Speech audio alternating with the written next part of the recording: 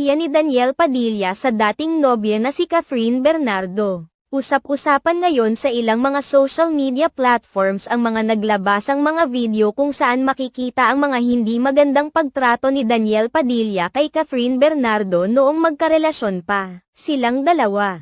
Kumakalat ngayon sa ilang mga social media platforms ang mga videos kung saan makikita ang pagiging toxic ni Daniel Padilla noong karelasyon pa niya si Catherine Bernardo. Nag-umpisang maglabasan ang mga videong ito nang tawagin ng mga fans ng aktor na si Daniel Padilla si Catherine Bernardo na malandi at pakawala dahil pinapalibutan na umano nito ang sarili kasama ang iba't ibang mga lalaki.